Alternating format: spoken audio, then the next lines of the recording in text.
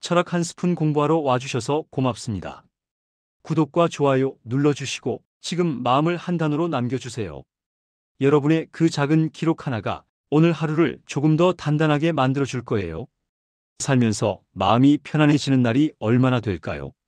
나이가 들면 조금은 여유가 생기고 마음도 덜 흔들릴 거라 기대하지만 현실은 참 다르게 다가옵니다.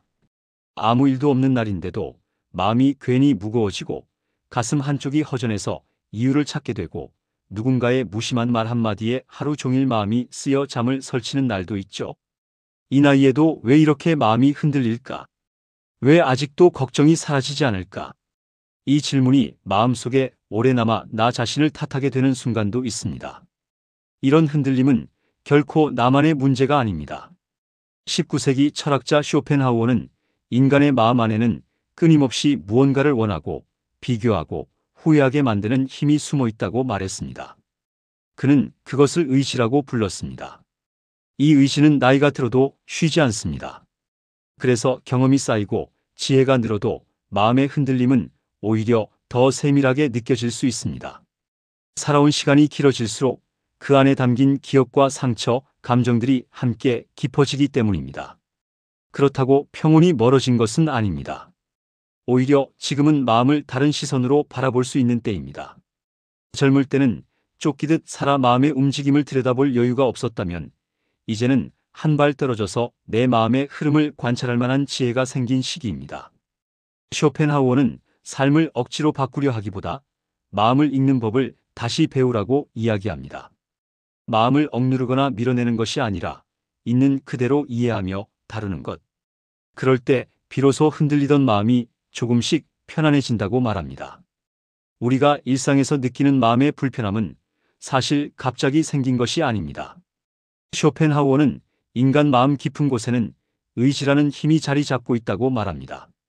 눈에 보이지도 않고 손으로 잡히지도 않지만 우리의 감정과 행동을 끊임없이 움직이게 만드는 가장 근본적인 에너지입니다.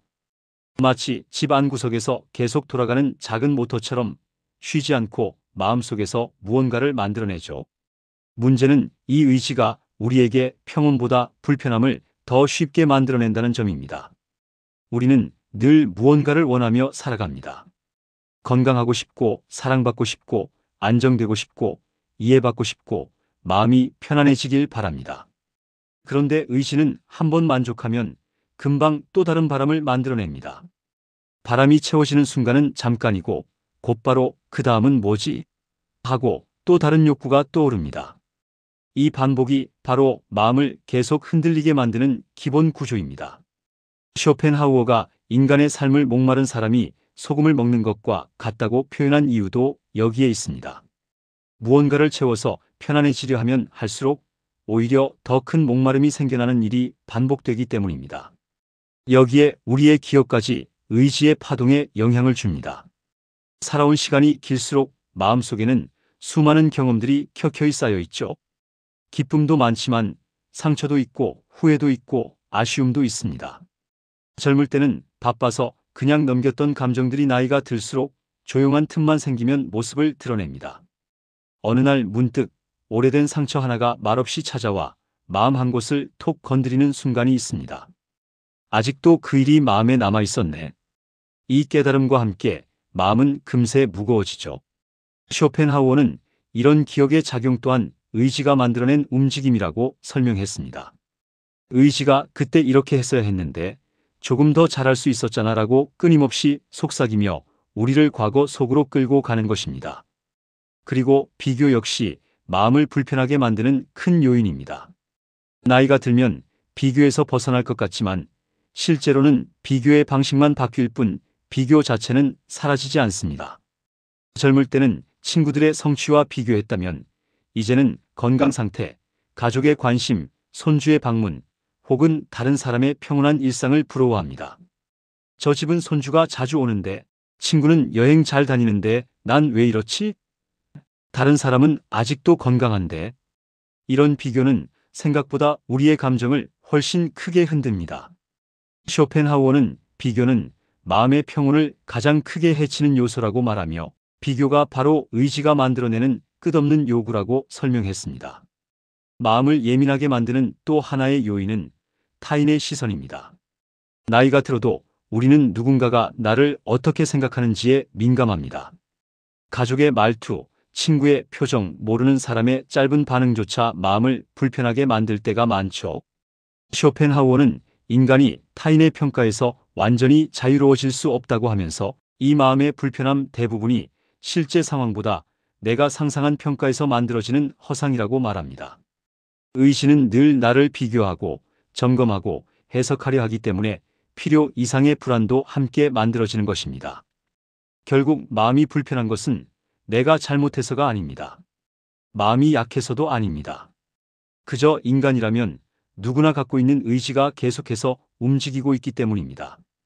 그래서 우리는 흔들리고 예민해지고 때로는 별일 아닌 것에도 마음이 무거워지는 것이죠. 그러니 마음이 괜히 흔들리는 날, 왜 나는 이럴까 하고 자책하지 않아도 됩니다. 대신 이렇게 생각해보면 됩니다. 아, 지금 내 마음의 의지가 또 움직이고 있구나. 이렇게 알아차리는 순간 마음은 더 이상 의지에 끌려다니지 않고 한 걸음 떨어져 흘러가는 감정을 바라볼 수 있게 됩니다.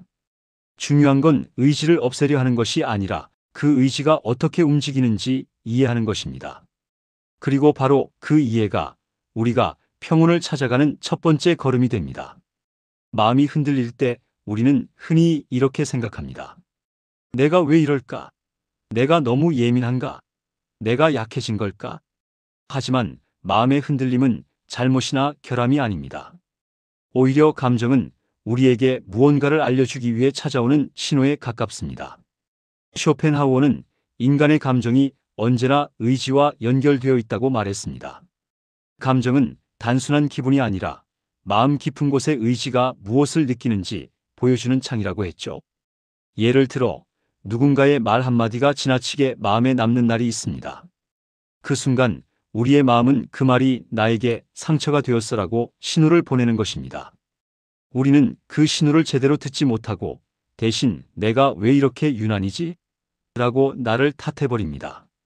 하지만 마음 입장에서는 억울한 일입니다. 마음은 잘못을 한 것이 아니라 그저 나에게 조용히 말을 걸었을 뿐이니까요. 감정은 잘못이 아닙니다. 감정은 무언가를 알려주는 작은 등불입니다. 슬픔이 찾아오면 지금 조금 지쳤구나. 외로움이 찾아오면 누군가의 온기가 필요했구나. 서운함이 올라오면 내 마음을 너무 오래 혼자 견디게 했구나라는 메시지를 주는 것이죠. 이 신호를 부정하거나 억누르면 마음은 더 크게 흔들립니다. 그러나 내가 지금 이런 감정을 느끼는구나 하고 가볍게 알아차려주는 순간 그 감정은 할 일을 다 한 듯 자연스럽게 잦아들기 시작합니다. 문제는 우리는 평생 감정을 참는 법만 배워왔다는 점입니다. 가족을 돌보느라, 일을 챙기느라, 누군가에게 폐해 끼치지 않기 위해 내 감정은 늘 뒤로 밀어두고 살아왔습니다. 그러니 지금 마음이 흔들리는 건 약해서가 아니라 오히려 너무 오래 참고 살아온 마음이 이제서야 제 목소리를 내는 것일 수 있습니다. 또 하나 중요한 사실은 감정은 결과로만 느껴지지만 실제로는 마음속에서 아주 오래전부터 움직이고 있던 것이 표면 위로 올라오는 순간이라는 점입니다. 무심코 지나간 누군가의 말이 사실은 오래전부터 마음에 남아있던 감정의 가장자리를 건드린 것일 수도 있고 아무 일 없는 날 느껴지는 허전함이 사실은 오랫동안 마음속에 묵혀있던 외로움의 신호였을 수도 있습니다. 그러니 지금의 흔들림 하나만 보고 왜 이래? 라고 판단할 수 없는 것이죠. 쇼펜하우어는 감정을 의지가 만드는 물결이라고 표현했습니다. 바람이 불면 물결이 흔들리듯 마음속 의지가 움직이면 감정도 함께 흔들립니다. 바람을 탓할 수 없는 것처럼 물결이 흔들리는 것도 잘못이 아닙니다. 물결이 있다면 오히려 그것은 마음이 살아있다는 증거입니다. 여기서 가장 중요한 마음의 기술이 하나 있습니다. 감정을 고치려 하지 말고 바라보는 것입니다. 왜 불안하지? 라고 묻는 대신 불안이 올라왔구나. 지금 서운함이 있네. 오늘은 마음이 조금 예민하구나. 이렇게 말하는 것만으로도 감정은 우리를 끌고 가는 힘을 잃습니다. 감정을 나와 동일시하면 힘들지만 감정을 나에게 찾아온 손님처럼 바라보면 훨씬 수월하게 다룰 수 있습니다. 혹시 지금 이 영상을 보면서 마음 한켠에서 설명되지 않는 불편함이 살짝 올라오는 분도 있을 겁니다. 그 감정을 억누르지 말고 그냥 조용히 바라만 보세요. 지금 내 마음이 뭔가 말하고 있구나. 이렇게 알아차리는 것만으로 마음은 훨씬 가벼워집니다. 감정은 나를 괴롭히기 위해 오는 것이 아닙니다. 오히려 나를 지키기 위해 오래 눌러왔던 마음을 돌보라고 알려주기 위해 찾아오는 신호입니다. 이 신호를 부정하지 않고 가만히 들어주는 것. 그것이 마음을 다스리는 첫 번째 지혜이자 우리가 평온을 찾아가는 중요한 출발점이 됩니다. 나이가 들수록 마음이 조금 더 예민해지고 작은 일에도 감정이 흔들리는 순간들이 있습니다. 예전 같지 않아? 왜 이렇게 마음이 약해졌지? 이런 생각이 들면 스스로를 탓하기 쉬운데 사실 이 변화는 결코 약해져서가 아닙니다. 오히려 인생 후반부에 접어든 사람들에게 아주 자연스럽게 나타나는 변화일 뿐입니다. 쇼펜하우어도 인간의 마음은 시간이 지나면서 더 깊어지고 더 섬세해질 수밖에 없다고 말했습니다. 우리가 살아온 세월이 길어질수록 마음속에는 더 많은 기억과 감정이 쌓입니다. 젊을 때는 그 감정들을 들여다볼 여유가 없었죠. 바쁘게 일하고 가족을 챙기고 사회적 역할을 수행하느라 마음속 깊은 곳까지 살피지 못했습니다. 삶의 속도가 천천히 안정되기 시작하는 시기가 오면 그동안 미뤄두었던 감정들이 고요한 틈을 타 하나둘 떠오릅니다. 이건 잘못이 아니라 자연스러운 흐름입니다. 대수롭지 않게 넘겼던 말이나 상황이 지금은 마음에 오래 남는 이유도 여기에 있습니다. 마음이 약해진 게 아니라 마음이 더 민감하게 듣는 능력을 갖게 된 것이죠. 오래 살아오면서 경험해온 기쁨과 슬픔, 관계의 변화, 이별, 기대와 실망. 이 모든 것들이 마음속에 층층이 쌓여서 이제는 그 어떤 작은 감정도 그냥 지나치지 않고 미세하게 감지하게 되는 것입니다. 또 하나 중요한 이유는 변화입니다. 나이가 들수록 가족 구성의 변화, 친구의 소식, 건강의 변화, 사회에서의 역할 이동 등이 서서히 마음을 건드리기 시작합니다. 젊을 땐 바쁜 일상 속에 묻혀 잘 느끼지 못했던 감정적 파동들이 이제는 삶의 속도가 느려지면서 선명하게 드러나는 것이죠. 쇼펜하우어는 인간이 고요해질수록 마음의 본래 움직임이 더 잘 보인다고 했습니다.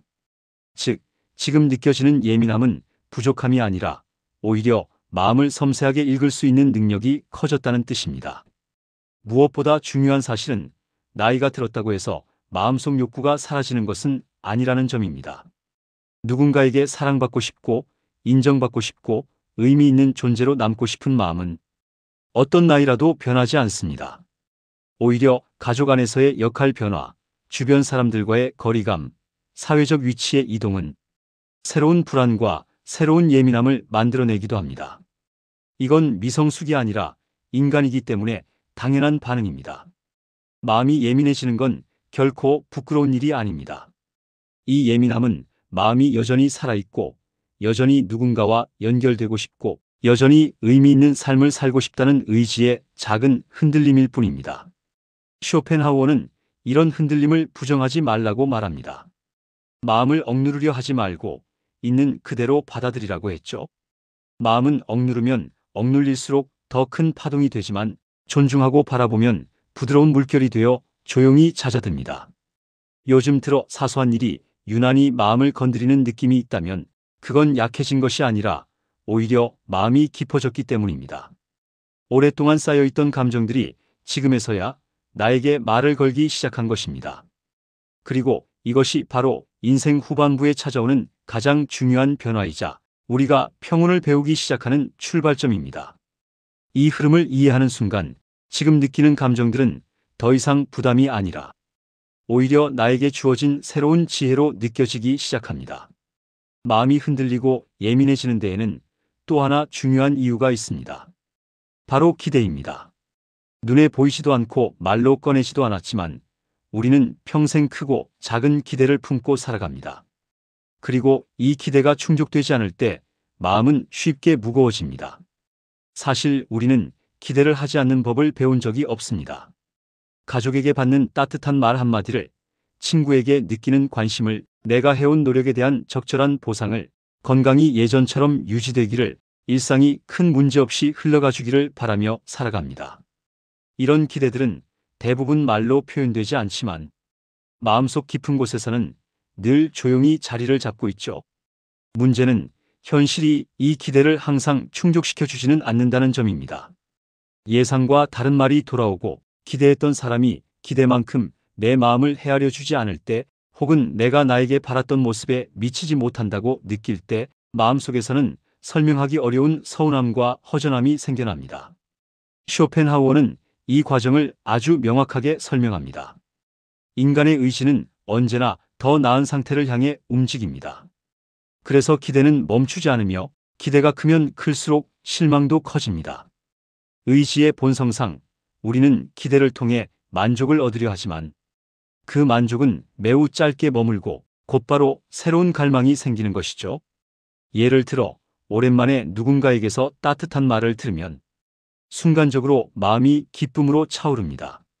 하지만 그 기쁨은 오래가지 않고 곧 비슷한 따뜻함이 다시 오기를 바라게 됩니다. 혹은 가족과의 관계에서 작은 서운함이 생기면 이래도 되는 걸까? 왜 나를 이렇게 대하지? 라는 마음의 파동이 일어나죠. 이 또한 기대의 움직임에서 비롯됩니다. 마음은 늘 조금만 더를 바라기 때문입니다. 나이가 들수록 이 기대는 더 조용하고 더 모호한 방식으로 작용합니다. 말로 크게 표현하지는 않지만 마음은 여전히 바라고 있습니다. 더 따뜻한 관계를, 더 안정된 일상을, 더 깊은 이해를. 하지만 현실은 우리가 바라는 속도로 움직이지 않기 때문에 마음에는 작은 실망이 쌓이고 그 실망이 쌓이면 예민함으로 이어집니다. 이때 중요한 건 기대를 없애는 것이 아닙니다. 기대는 인간다운 마음의 자연스러운 움직임이기 때문입니다. 다만 쇼펜하우어는 이렇게 말합니다. 기대는 현실보다 앞서가고 감정은 그 거리만큼 흔들린다. 즉, 우리가 느끼는 감정의 흔들림은 대부분 기대와 현실 사이의 틈에서 생깁니다. 그 틈이 커지면 마음의 부담이 커지고 그 틈을 이해하면 마음의 무게가 줄어듭니다. 여기서 중요한 지혜가 하나 있습니다. 기대가 다치지 않으려면 기대를 현실과 같은 속도로 움직이게 해야 한다는 것입니다. 내가 바라는 속도보다 조금만 더 천천히 현실이 움직이는 그 속도를 따라가는 것. 그러면 마음은 서서히 편안해집니다. 그리고 무엇보다 중요한 건 기대를 내 편으로 만드는 것입니다. 기대가 나를 괴롭히는 이유는 기대가 나를 끌고 다니기 때문입니다. 하지만 내가 기대를 바라보고 조절하고 다룰 수 있게 되면 기대는 더 이상 마음을 흔드는 힘이 아니라 나를 조금 더 좋은 방향으로 이끄는 부드러운 안내자가 됩니다. 그러니 요즘 들어 마음이 조금 더 예민해지고 사소한 일에도 섭섭함이 생긴다면 이렇게 생각해 보세요. 지금 내 마음속 기대가 나에게 말을 걸고 있구나. 이 한마디만으로도 기대의 무게는 훨씬 가벼워지고 마음은 조금 더 넓어지기 시작합니다. 나이가 들수록 마음 깊숙한 곳에서 불쑥 올라오는 감정이 있습니다. 바로 후회와 죄책감입니다. 젊었을 때는 바쁘고 정신없이 살다 보니 제대로 느끼지도 못했던 감정들이 인생 후반부에 들어서면 조용한 시간 속에서 하나둘 떠오르는 것이죠. 그때 아이에게 너무 엄했나? 그 말을 조금 더 따뜻하게 해줄 걸. 그 일을 억지로 밀어붙인 건 아니었을까? 내가 조금만 더 노력했다면 달라졌을까? 이런 생각들은 밤이 깊어갈수록 더 또렷해지고 마음은 한없이 무거워집니다. 하지만 쇼펜하우어는 이 감정들에 대해 아주 명확하게 말합니다. 이미 지나간 일을 붙잡고 끊임없이 스스로를 괴롭게 하는 것은 대부분 마음속 의지가 만들어낸 가짜 고통일 뿐이라고요. 과거는 어떤 방식으로도 바꿀 수 없기 때문에 논리적으로 후회나 죄책감은 존재할 이유가 없다는 것입니다. 그런데 우리의 마음속 의지는 이 사실을 인정하지 않으려 합니다. 마치 과거를 다시 고칠 수 있는 것처럼 같은 장면을 계속 가져와 되감기고 그때의 나를 비난하고 지금의 기준으로 과거의 나를 심판하려 하죠. 이 과정이 바로 마음을 계속 흔들어대는 또 하나의 파동입니다. 후회가 특히 무겁게 느껴지는 이유는 우리가 지금의 시각으로 과거의 나를 평가하기 때문입니다. 지금의 나는 더 많은 경험을 했고 더 많은 사람을 이해하게 되었고 세상을 바라보는 눈도 훨씬 깊어졌습니다. 그러니 과거에 내가 부족해 보이는 건 당연합니다. 하지만 그때의 나는 지금의 나가 아니었습니다. 그 당시의 나는 그 상황에서 할 수 있는 최선을 했고 그 당시의 마음과 지혜로 살아낼 수밖에 없었습니다.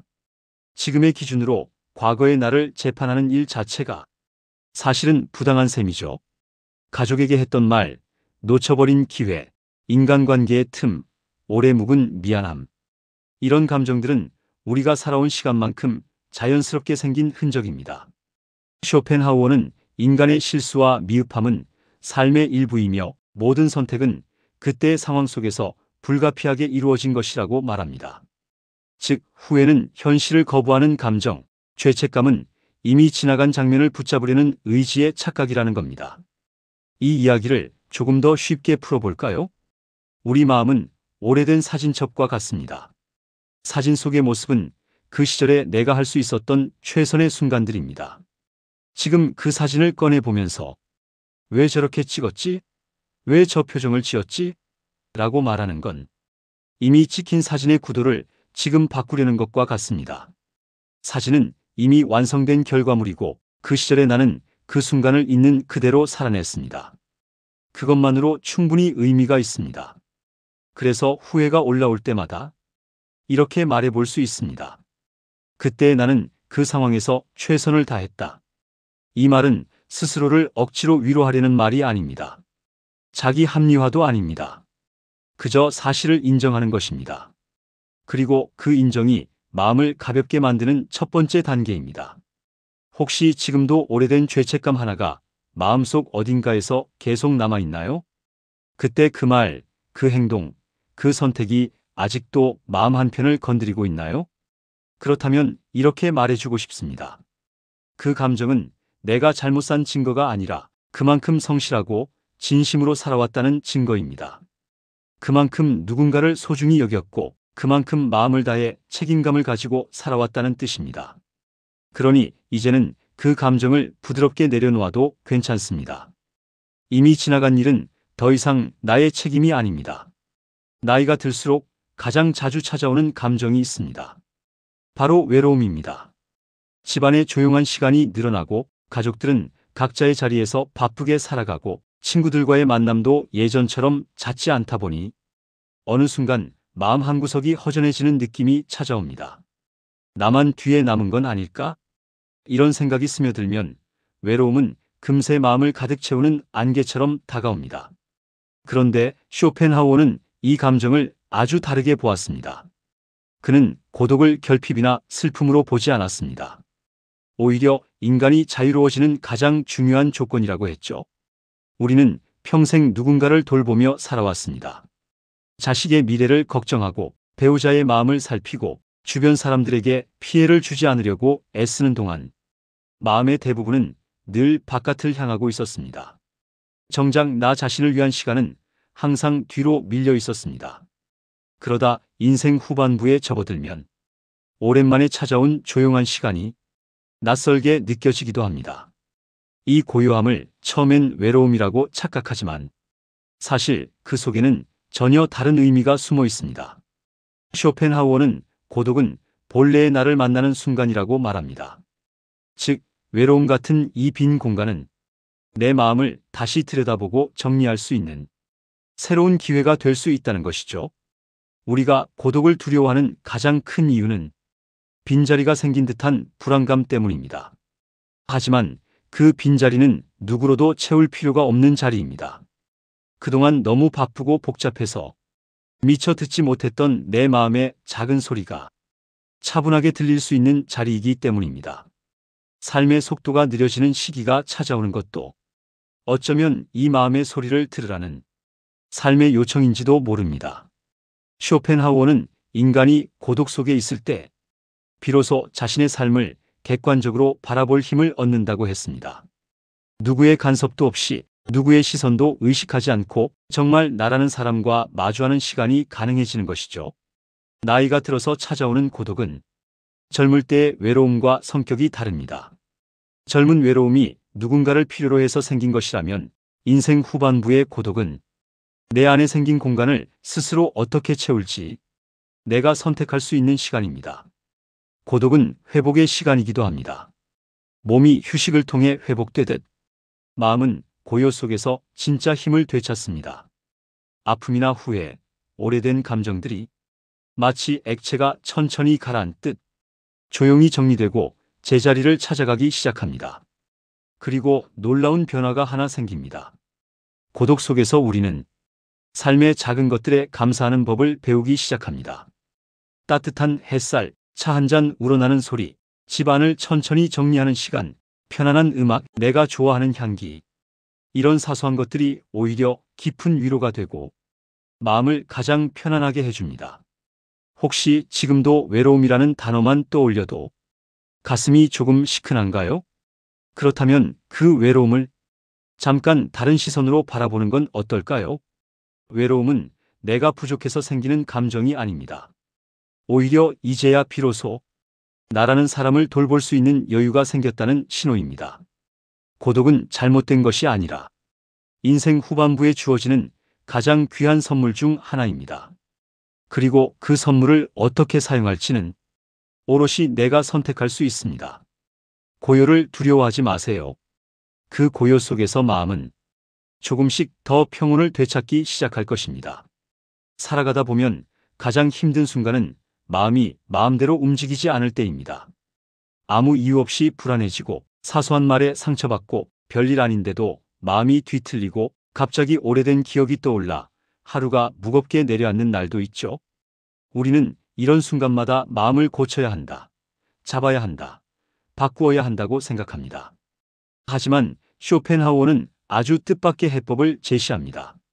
마음을 바꾸려고 하지 말고 그저 바라보라. 있는 그대로 조용히 판단 없이 지켜보는 것. 이 단순한 태도가 마음을 다스리는 가장 근본적인 기술이라고 말합니다.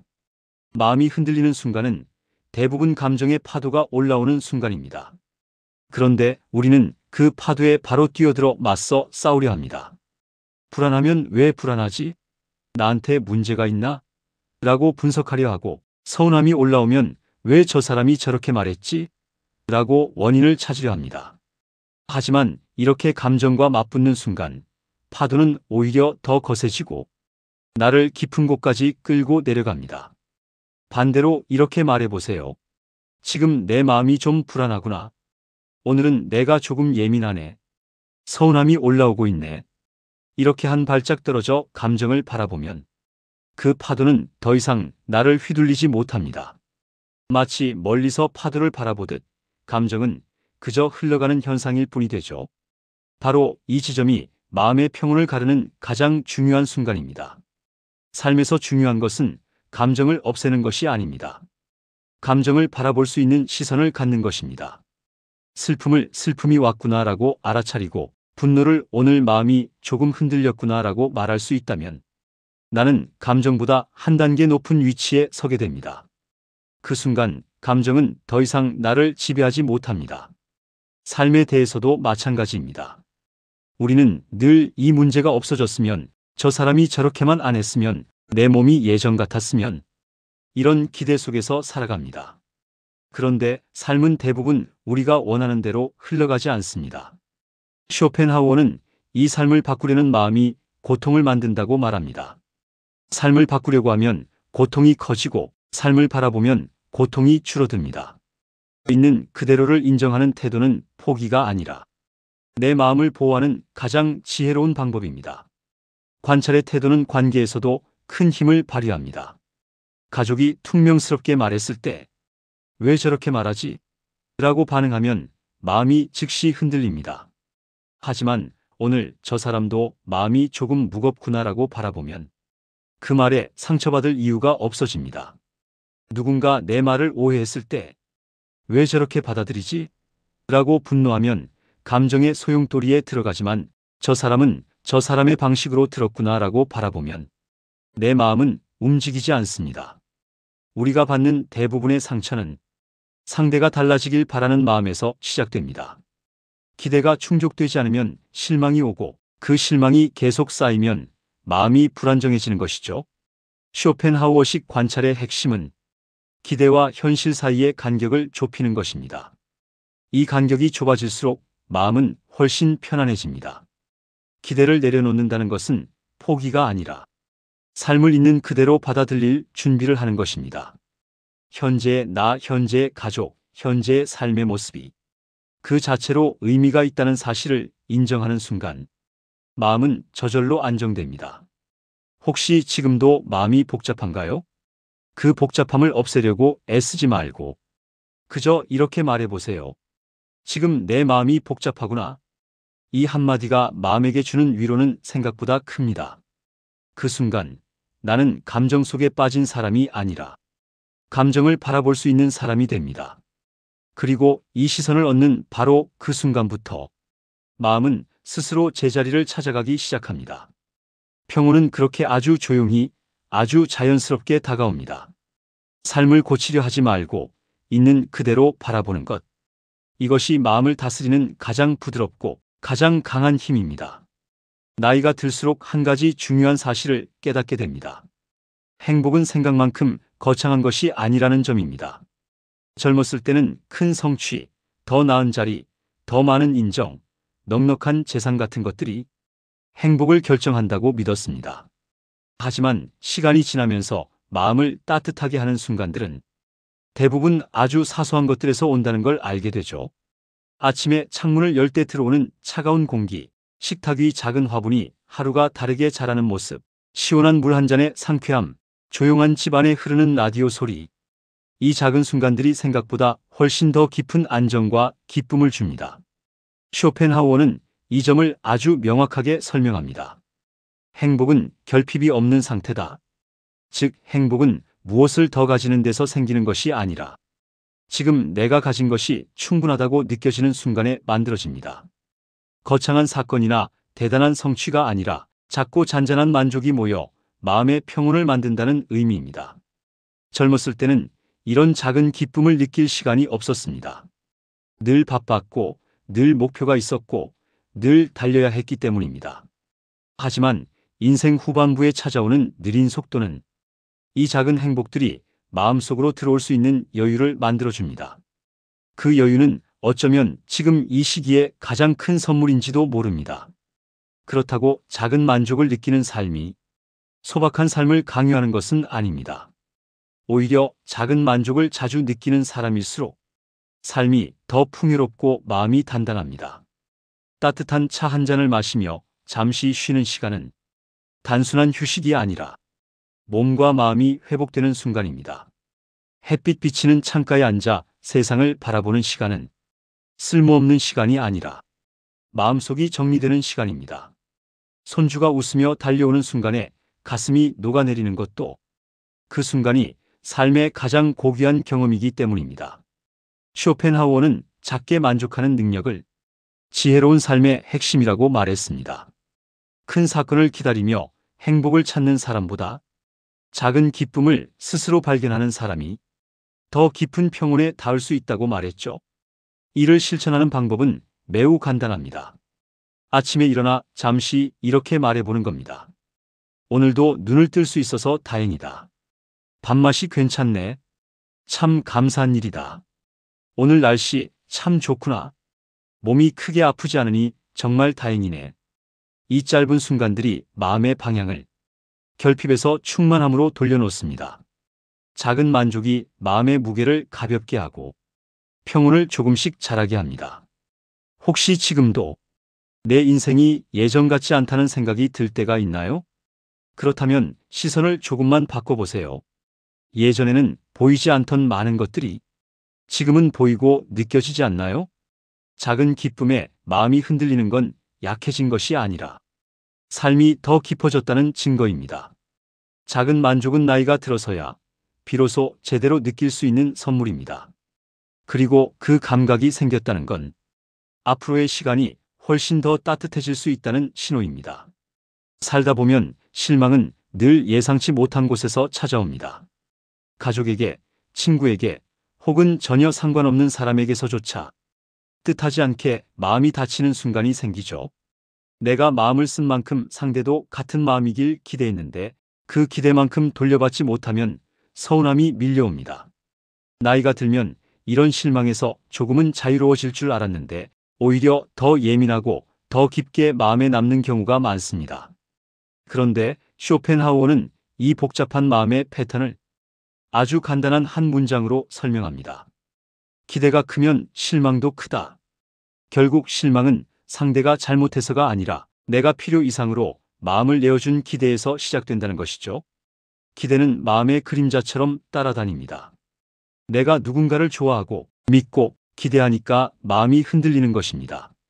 그리고 기대한 만큼 상대의 행동을 확대해서 해석하게 되죠. 예를 들어 마음이 조금 허전한 날 가족에게 따뜻한 말을 듣고 싶었는데 그 사람이 아무렇지 않게 지나가 버리면 마음이 철렁합니다. 그 사람 입장에서는 평범한 하루였을 뿐인데 나는 속으로 오늘은 이럴 거야라는 기대를 세워뒀기 때문에 그 기대가 그대로 실망으로 바뀌는 것입니다. 이런 일은 가까운 사람일수록 더 자주 일어납니다.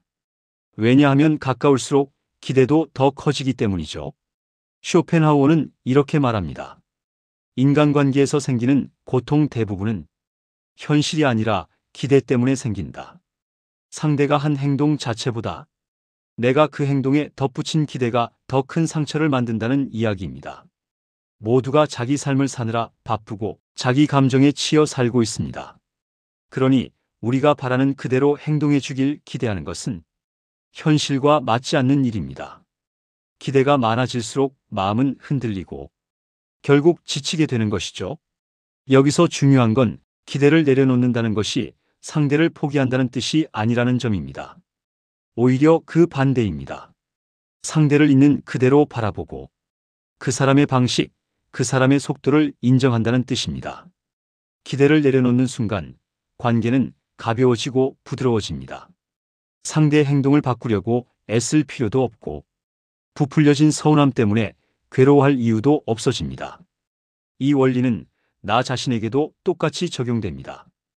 우리는 종종 스스로에게도 과한 기대를 합니다. 지금쯤 나는 이 정도는 되어 있어야 해. 나이가 됐으면 더 단단해야지. 하지만 이런 자기 기대는 마음을 무겁게 만들고 스스로를 부족한 사람처럼 느끼게 합니다. 어쩌면 우리가 우리 자신에게 가장 큰 실망을 주고 있는 것일지도 모릅니다. 쇼펜하우어는 삶을 있는 그대로 받아들이는 것이 지혜라고 했습니다. 지금의 내가 가진 능력, 지금의 건강, 지금의 성격과 형편, all of this는 이미 지금 가능한 나의 모습입니다. 이 사실을 인정하는 순간 마음은 크게 가벼워집니다. 기대를 내려놓으면 마음은 단단해지고 흔들림이 줄어듭니다. 누군가에게 마음이 상했을 때 왜 저럴까? 대신 저 사람도 자기 방식대로 오늘을 살고 있구나. 이렇게 바라보면 서운함은 놀랍게도 줄어듭니다. 그리고 내가 나에게 실망스러운 순간에도 지금의 나는 이게 최선이네. 이렇게 인정하는 한마디가 불필요한 자책을 싹 사라지게 합니다. 혹시 지금도 누군가에게 서운한 마음이 남아있나요? 혹은 스스로에게 실망한 일이 있었나요? 그렇다면 이렇게 한마디 해보세요. 기대가 조금 컸던 것뿐이야. 이 짧은 문장은 마음을 짓누르던 굴레를 조용히 풀어주는 열쇠가 됩니다. 기대를 내려놓는 것, 이것이야말로 마음을 지키는 가장 부드럽고 가장 강력한 방법입니다. 그리고 인생 후반부에 반드시 배워야 하는 중요한 지혜입니다. 우리가 살아가면서 가장 힘든 순간은 마음이 이유 없이 불안해질 때입니다. 별일 아닌데도 가슴이 답답하고 누가 아무 말도 하지 않았는데 괜히 나를 미워하는 것 같고 건강이 갑자기 나빠질 것 같고 앞으로 무슨 일이 생길 것 같은 불길한 느낌이 스멀스멀 올라오는 순간들. 나이가 든다는 것은 지혜가 늘어나는 일인 동시에 감정이 더 민감해지는 일이기도 합니다. 그래서 쇼펜하우어는 불안을 다루는 방식이 마음의 평온을 결정하는 중요한 요소라고 말했습니다. 그는 불안을 억누르려고 할수록 마음속의 의지가 그 감정을 더 크게 키워버린다고 설명합니다. 괜찮아져야 해. 불안하면 안 돼. 지금 흔들리면 안 돼. 이런 말을 스스로에게 할수록 불안은 오히려 더 자라납니다. 왜냐하면 불안을 없애려는 마음 자체가 또 다른 불안을 부르기 때문입니다. 불안을 분석하려고 애쓰는 것도 마찬가지입니다. 왜 이러지? 혹시 큰일 나는 건 아닐까? 내가 어디 아픈 건가? 이런 생각은 불안을 줄이는 것이 아니라 오히려 감정의 한가운데로 나를 끌고 들어갑니다. 그래서 쇼펜하우어는 이렇게 말합니다. 불안이 올라오면 그냥 두라. 그리고 조용히 흘러가게 두라. 불안은 붙잡을수록 커지고 바라보면 작아지는 감정입니다. 어두운 방에서 작은 그림자가 크게 보일 때 우리는 깜짝 놀랐지만 불을 켜고 바라보면 그 그림자는 단순한 물건이 만든 작은 실루엣일 뿐입니다. 불안도 똑같습니다. 가까이서 들여다보면 커 보이고 한 발 물러서 바라보면 실제 크기로 돌아옵니다. 여기서 정말 중요한 것은 불안의 내용이 아니라 불안과 어떤 거리에서 마주하느냐입니다. 사람들은 흔히 감정이 올라오면 그 감정과 합쳐져 버리는 실수를 합니다. 나 너무 불안해. 왜 이러지? 혹시 뭔가 큰일 나는 건 아닐까? 이렇게 감정과 내가 하나가 되어버리면 불안은 실제보다 훨씬 더 위험한 감정이 됩니다. 반대로 이렇게 말하면 어떨까요? 아, 불안이 올라오네. 지금 불안이라는 감정이 지나가고 있구나. 이 말은 아주 단순하지만 감정과 나를 분리시켜주는 강력한 힘을 가지고 있습니다. 감정 속에 빠지는 사람이 아니라 감정을 바라보는 사람이 되는 순간 불안은 더 이상 나를 움켜쥐지 못합니다. 실제로 불안은 폭풍이 아니라 잠시 스쳐 지나가는 바람일 때가 많습니다. 그런데 그 바람을 태풍으로 만드는 건 대부분 우리의 생각입니다. 불안을 바라보는 위치를 바꾸면 감정의 크기가 달라지고 크기가 달라지면 불편함도 자연스럽게 줄어듭니다. 또 하나 기억해야 할 점은 불안은 경고가 아니라 습관일 때가 많다는 것입니다. 평생 책임감 있게 살고 가족을 지키고 많은 걱정을 떠안고 살아온 사람일수록 마음은 작은 변화에도 불안을 빠르게 떠올립니다. 이건 성격의 문제가 아니라 삶이 만든 자연스러운 반응입니다. 그러니 불안이 올라온다고 해서 내가 약해진 것도 아니고 잘못된 것도 아니며 특별한 것도 아닙니다. 오히려 그만큼 많이 마음을 썼고 많이 사랑했고 많이 책임지며 살아왔다는 증거입니다. 혹시 지금 마음 한켠에서 조용히 고개를 들고 있는 불안이 있나요? 그렇다면 이렇게 말해보세요. 지금 불안이 지나가는 중이야. 괜찮아. 조금 지나면 사라질 거야. 이건 마음을 속이려는 주문이 아니라 감정이 흘러가는 구조를 인정하는 태도입니다. 감정은 붙잡지 않으면 흘러가고 흘러가게 두면 마음은 다시 제자리로 돌아옵니다. 불안을 없애려고 하지 마세요. 대신 불안을 바라보는 거리를 바꾸세요. 그 한 걸음의 차이가 마음을 훨씬 단단하게 만들고 감정의 파도는 어느새 잔물결처럼 잦아들 것입니다. 우리는 평생을 관계 속에서 살아왔습니다. 가족, 친구, 동료, 이웃, 수많은 사람들과 함께 웃고 맞추고 배려하고 또 상처받으며 살아왔죠. 나이가 들면 관계에서 오는 상처가 조금은 줄어들 줄 알았습니다. 하지만 오히려 반대로 사소한 말 한마디에도 마음이 쉽게 흔들리고 작은 오해에도 가슴이 오래 쓰라린 날이 늘어납니다. 왜 이런 일이 생길까요? 쇼펜하우어는 이렇게 설명합니다. 인생 후반부로 갈수록 관계에 쓸 수 있는 에너지는 줄어들지만 감정은 더 섬세해지고 상처는 더 깊게 느껴진다. 젊을 때는 대수롭지 않게 넘겼던 일들이 이제는 마음 한구석에 오래오래 남습니다. 친구의 무심한 말투가 하루 종일 떠오르고 자식이 바빠서 연락이 뜸하면 내가 이제 필요 없는 사람인가 하는 마음이 스치기도 하고 배우자의 퉁명스러운 말 한마디가 괜히 서러움으로 번지는 날도 있습니다. 나이가 들어도 관계의 상처는 사라지지 않습니다. 다만 더 조용하고 더 깊어질 뿐이죠. 쇼펜하우어는 이런 관계의 상처를 다루는 방법을 아주 단순하게 말했습니다. 관계를 조절하려 하지 말고 정리하라. 관계가 어려워지는 가장 큰 이유는 내가 상대를 바꿀 수 있다고 믿기 때문입니다. 조금 더 다정했으면, 조금 더 배려했으면, 조금 더 표현해줬으면 이런 마음이 쌓이면서 상대의 행동 하나하나가 내 감정의 중심이 되어버립니다. 하지만 사람은 각자 자기 방식대로 살아갑니다. 그 사람의 성격, 감정, 생각, 습관, 이 모든 것은 내가 만들거나 바꿀 수 있는 것이 아닙니다. 우리가 바꿀 수 있는 것은 단 하나, 내가 그 관계에서 어떤 위치에 설지, 어떤 거리를 유지할지, 오직 그것뿐입니다. 관계가 힘든 이유는 거리를 너무 가깝게 두거나 너무 멀리 두기 때문입니다. 가까우면 상대의 말과 행동이 너무 깊이 들어오고 멀면 소외감이 찾아옵니다. 그래서 중요한 것은 적당한 거리를 찾는 것입니다. 자식에게 너무 많은 기대를 걸면 작은 말 한마디에도 실망하고 상처받습니다.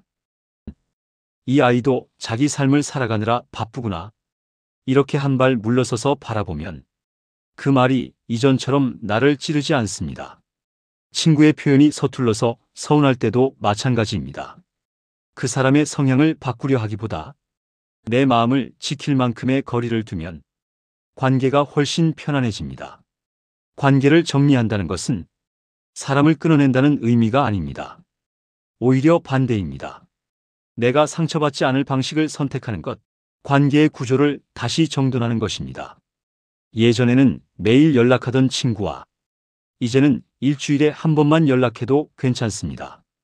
대화를 깊게 나누면 오해가 생기는 사람이라면 가벼운 이야기만 나누는 안전한 관계로 바꿀 수도 있습니다. 이건 관계를 줄이는 것이 아니라 마음을 보호하는 방향으로 관계의 형태를 다시 배치하는 것입니다.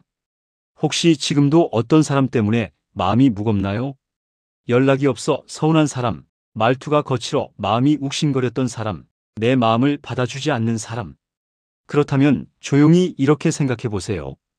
이 사람을 바꾸려 하지 말자. 대신 내가 이 관계에서 어느 정도의 거리를 둘지 선택하자. 그 순간 마음속에서 조용하게 묶여있던 매듭이 풀리기 시작합니다. 관계는 조절의 대상이 아니라 정리의 대상입니다. 이 사실을 깨닫는 순간 우리는 비로소 상처받지 않는 새로운 관계를 시작할 수 있습니다. 우리는 평생을 쉼없이 달려왔습니다. 아침에 눈만 뜨면 해야 할 일들이 줄줄이 떠오르고 자식을 챙기고 집안을 돌보고 일하고 걱정하고 이렇게 수십 년을 바쁘게 지나오다 보니 삶의 속도가 조금만 느려져도 어딘가 낯설어집니다. 어느 순간부터 예전처럼 움직이지 않아도 되고 해야 할 일도 줄어들고 주변의 기대마저 느슨해지는 때가 찾아오죠. 그런데 이 느려짐 앞에서 마음은 종종 이렇게 말합니다. 왜 이러지 예전 같지가 않은데? 이렇게 느려도 괜찮은 걸까? 하지만 쇼펜하우어는 이 느려짐을 두려워할 이유가 전혀 없다고 말합니다. 오히려 인생에서 가장 깊은 평온은 느린 시간 속에서만 비로소 나타난다고 설명하죠. 생각해보면 우리가 가장 큰 깨달음을 얻었던 순간들은 늘 고요한 시간 속에서 찾아왔습니다. 창밖을 멍하니 바라보던 오후, 따뜻한 차 한 잔 앞에서 아무 말 없이 쉬던 순간, 노을이 집안을 천천히 물들이던 저녁, 잠들기 전 조용히 나 자신과 마주하던 그 밤. 행동은 멈춰 있었지만 마음은 그 고요 속에서 오히려 더 크게 움직였습니다. 젊을 때는 이런 시간이 사치라고 느껴졌습니다. 하지만 지금은 다릅니다. 빠르게 살아온 시간 끝에서 만나는 느림은 마음이 치유를 시작하는 첫 번째 신호입니다. 삶의 속도가 느려지면 우리는 비로소 마음 안에 쌓여있던 것들을 볼 수 있게 됩니다.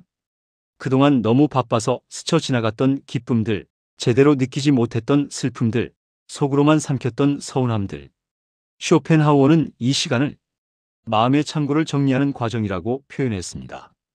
닫아둔 창고에 먼지가 쌓이듯 우리 마음에도 오랫동안 처리하지 못한 감정이 조용히 자리하고 있었던 거죠. 느린 시간은 그 감정들을 하나씩 꺼내 부드럽게 정리하게 해줍니다. 그리고 중요한 사실이 하나 있습니다. 느려진다는 것은 뒤처지는 것이 아닙니다. 약해지는 것도 아니고 예전만 못하다는 뜻도 아닙니다. 오히려 그 반대입니다.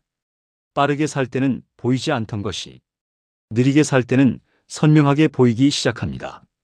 사람의 진심도 보이고 내 마음이 원하는 것도 더 정확히 보이고 삶의 아름다움도 더 깊게 보입니다.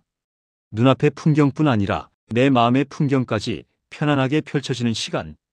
그게 바로 느림이 주는 선물입니다. 혹시 지금도 나는 왜 이렇게 느려졌지? 스스로를 탓하고 있나요? 그렇다면 이렇게 바라보면 어떨까요? 이 느린 리듬은 나이가 들어서야 비로소 누릴 수 있는 특권입니다. 이제는 허겁지겁 살 필요도 없고 누구의 기대에 끌려다닐 필요도 없습니다. 지금 이 시기는 내 마음의 속도에 맞춰 살아도 되는 시기, 평생 한 번뿐인 귀한 시간입니다. 느리다는 것은 늦은 것이 아니라 드디어 지금을 온전히 살기 시작한 것입니다.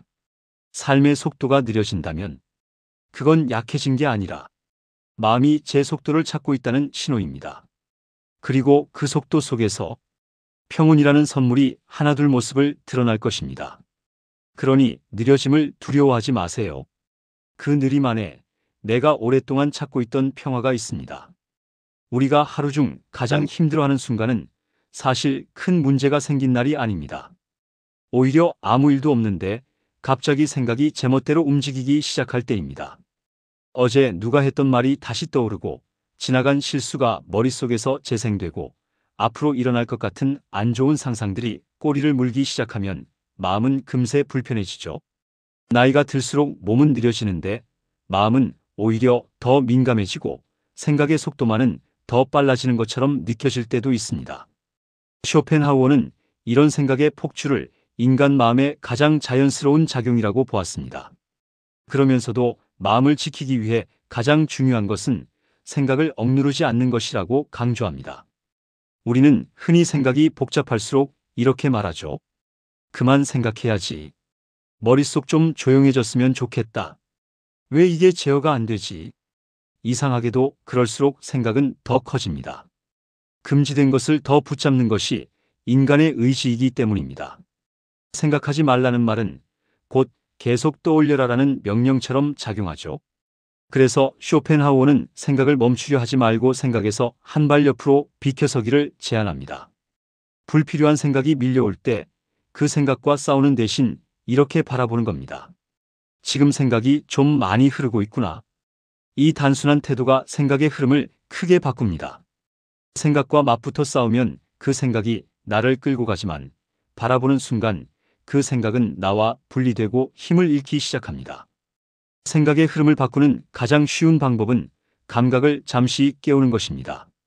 천천히 숨을 들이쉬고 내쉬는 것, 두 손바닥을 가볍게 비벼 따뜻함을 느껴보기, 발바닥의 감촉을 느껴보기.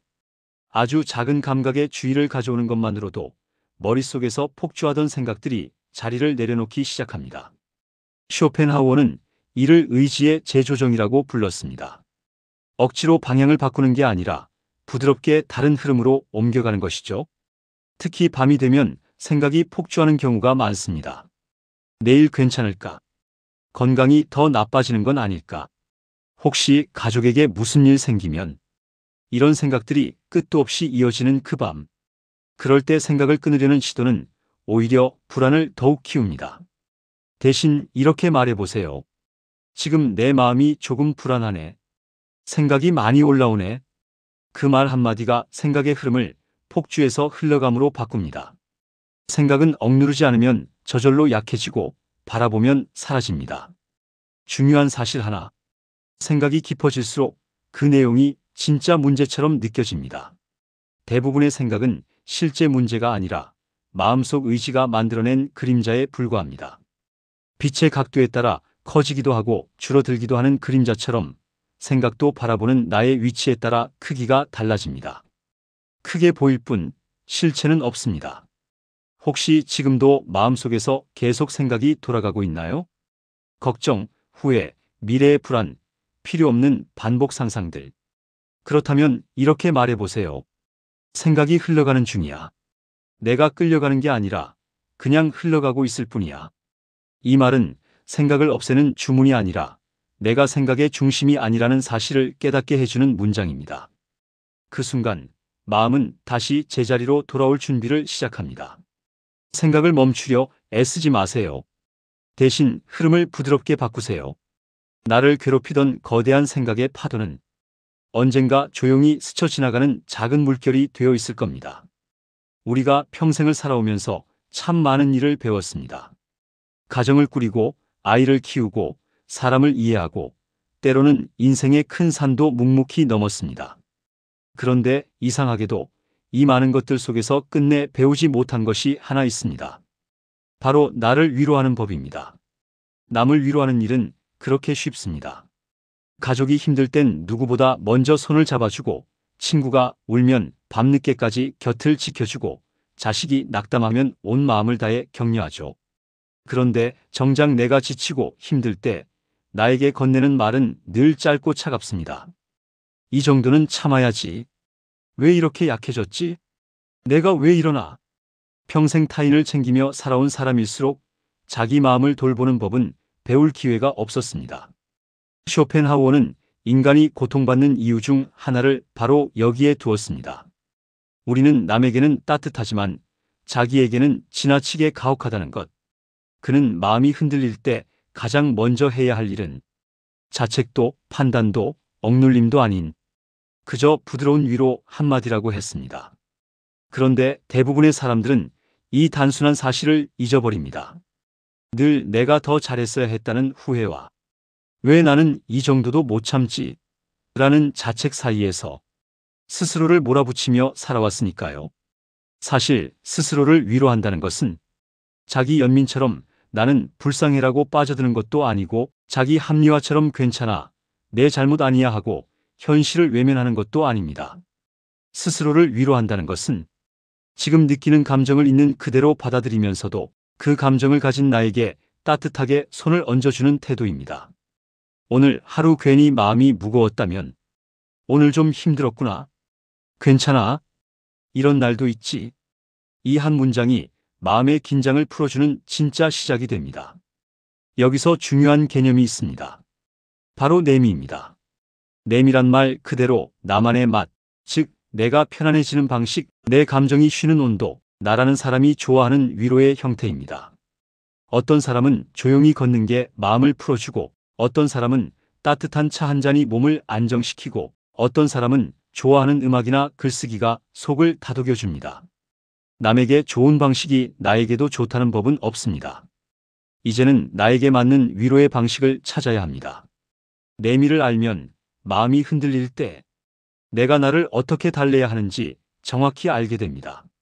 스스로를 위로하는 데서 또 하나 중요한 건 감정을 판단하지 않는 것입니다. 슬프면 그냥 슬픈 대로 괜찮고 외로우면 외로운 대로 괜찮습니다. 감정이 올라오는 이유는 내가 이상해서가 아니라 내 안에서 지금 조금 힘들다는 신호를 보내주고 있기 때문입니다. 쇼펜하우어는 감정은 고통이 아니라 메시지라고 말했습니다. 그 메시지만 제대로 들으면 마음은 금세 잔잔해지고 몸도 천천히 이완됩니다. 예를 들어 누군가의 말 한마디에 크게 상처받았다면 이제는 자신에게 이렇게 말할 때입니다. 그 말이 나에게 상처가 되었구나. 그럴 수 있어. 오늘 내가 조금 민감했을 수도 있고 그 사람이 무심했을 수도 있고 괜찮아.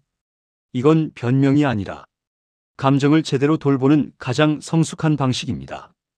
혹시 오늘도 마음 한편이 괜히 무겁나요? 스스로를 밀어붙이거나 차갑게 몰아세우고 있지는 않나요?